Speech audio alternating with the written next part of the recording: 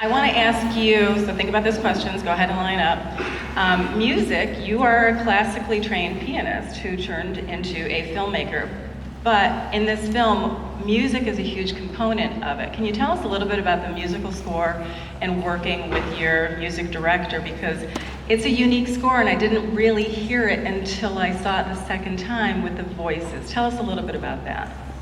Yeah, I knew I wanted a classical score, and I didn't want piano to be in it. I set out with the idea and talked to my composer about it. And even before I hired my composer, I said I want an all-vocal score. So I wanted to hire someone who had experience in vocal arrangement. And Alex Weston works with Philip Glass. And so he's also classically trained and loved the idea. And it was really inspired for me by Greek choir, the idea of Greek choir, because in Greek choruses in Greek tragedies and comedies, it basically is a group that sings as a unified voice, and so as a collective, and makes a commentary as a collective. And so the choir for me was a representation of the family as a collective unit, and their singular voice as a group, and how that contrasts with the soloist that represents Aquafina's voice, Billy's voice, and similarly, we did the Italian opera for the same reason. I was wanting to. I love melodrama. I think it's a really great area to mine for comedy and pathos, because we're, as humans, can be very melodramatic from the inside, but then from the outside, it can be kind of ridiculous. So yeah, that's where. And I have one last question before we start, and it's a kind of a fun, hopefully a fun question. I want to know, what was the game that you played at the wedding? Tell us the rules so the next time we have to go to a wedding, we can introduce this fun new game. Yeah, I intentionally chose not to translate it because it was too complicated, but everyone calls it the chicken dance, but they're actually birds, they're not chickens, and they're flying.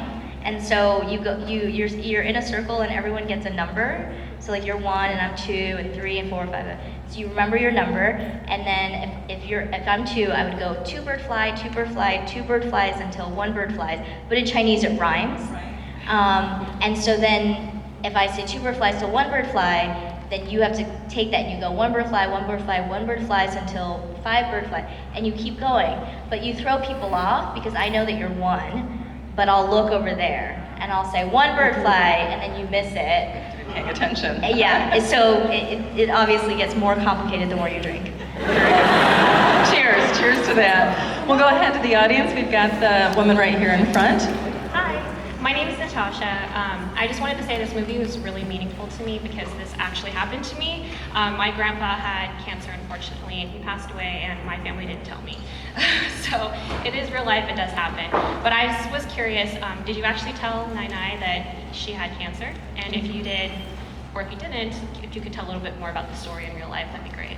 No, she's still around, and she's, her health is deteriorating, and nobody's told her. I don't know how much she maybe knows, intuitively, but no, we haven't told her. And she asks all the time when she can see the movie, so that's also difficult, because seeing the movie would make her really proud because she was around and on set. Her sister is an actress in it, but it also means that she would find out that her whole family's been lying to her for 6 years since the wedding of my cousin. So it's complicated. It's very complicated. Thank you. Thanks. So hello. First off, this has been one of the best films I've seen on biculturalism, so thank you so much for that. And I was wondering, if the brother is real, is he still married to that girl? My cousin is still married, yes. Okay. They live with their parents. They're good. I think they're good. I don't know. That's the sequel to this movie. Hi, my name's Anne. Love the movie. It actually reminded me of my relationship with my wife, so thank you very much. But my question is, As Chinese American, a lot of the scenes were very familiar to me, like the scene at the cemetery and at the reception.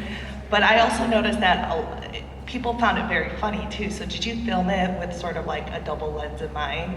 That depending on what background you have, you might find it very comical, even though it's sort of an everyday scene. Yeah, I always portray the whole film. Every scene I was always looking for the comedy because that was very true to my experience. Where I would look in this direction and it would be so sad, but then I would look the other direction and it would just be so funny, and I didn't know whether to laugh or cry.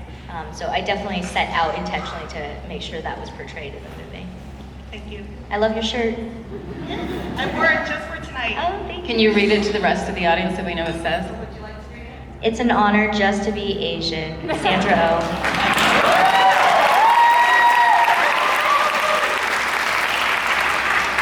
Hi, I have a very similar question to the previous one actually, and I was wondering, could you speak to between portraying humor and drama and the balance in telling the story? Did you reach the balance that you wanted to in telling the story? And also, did audiences laugh at what you think were the wrong moments, for example? I don't think there ever is a wrong moment to laugh. So even in real life, I don't think that there is a wrong moment because if it's real to that person, then it's okay. I don't sit through all of the screenings, but because I have that rule where I don't have a rule about when it's okay to laugh. It's always fine. But I definitely think that this is my voice, and I've tried to do it in other movies unsuccessfully, and some of the pushback I've actually gotten in the past have been like, this is a serious movie, you can't put comedy in it.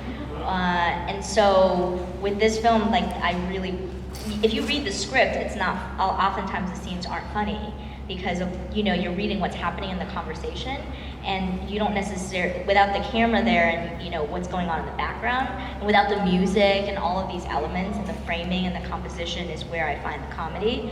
I think it's always in the juxtaposition of what's happening in the background and the context of what's happening.